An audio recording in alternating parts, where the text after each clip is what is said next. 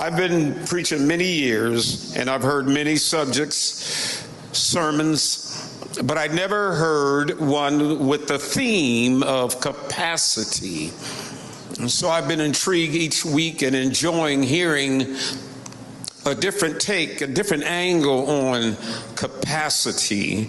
And we're going to continue that today. Let's come up with a working definition today for capacity.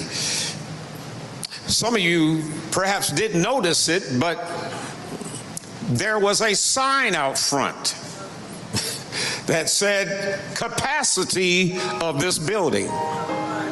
In case you missed it, you're going to check it out when you leave, I promise you.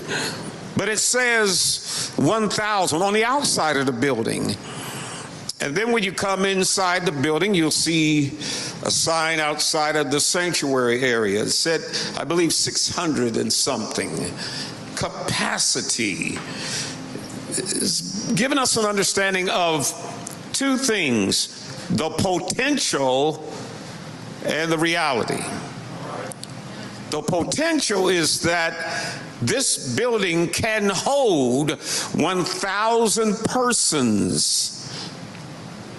And if that's realized, we will say that the building was at capacity. So we use it in two different ways: potential and reality. And I want you to apply this personally today.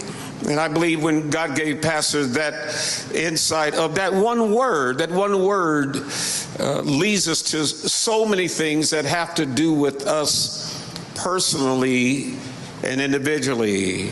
What is your potential? And what is your reality?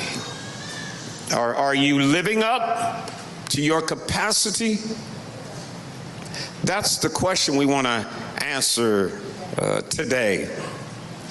You know, I heard it said, I think someone attributed this to Miles Monroe, that the most expensive piece of land is not found in Malibu, Dubai, the oil fields of Saudi Arabia, or the gold mines and diamond mines in South Africa.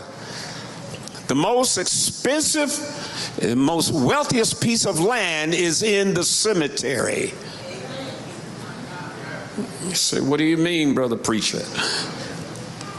Within the cemetery, there's countless millions and millions and trillions of dollars worth of ideas,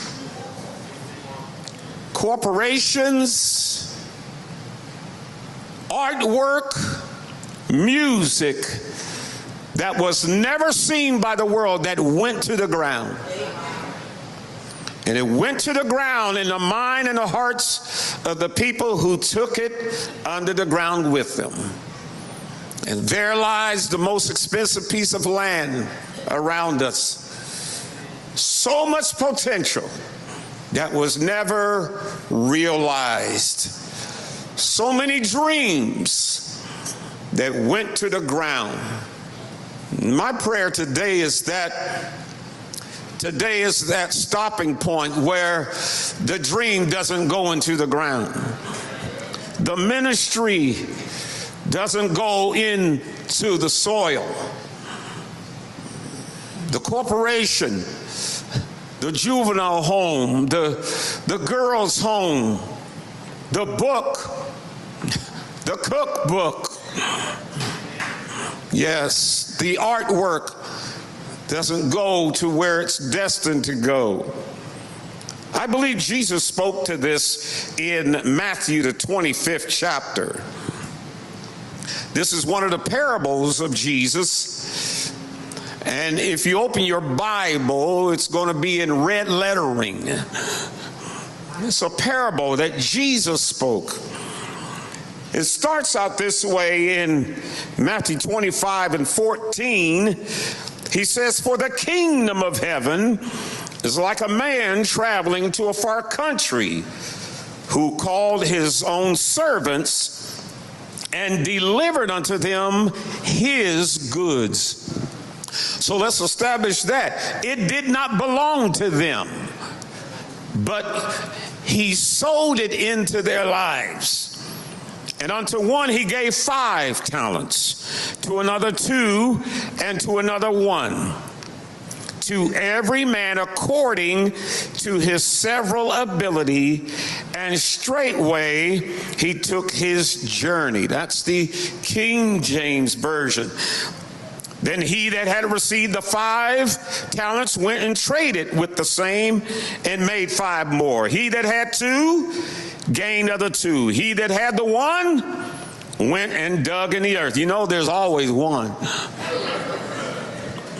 And he had the 1.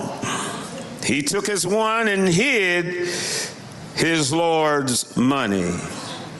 After a long time, the Lord of those servants came, and there was a day of reckoning.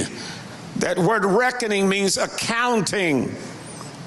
He said, as they were brought before him, all right, give an account. The one with the 5 said, Lord, here's your 5 plus 5. I've gained more. The one with the 2, he brought forth. The Lord said to him, well done, good and faithful servant. You've been faithful over a few things. The man doubled his money, and the Lord said, that was but a few things. The one with the 2 experienced the same commendation. The one with the 1, as we said, there's always one. Verse 24, he that had received the 1 came and said, Lord, I know you. You're a hard man. You reap where you have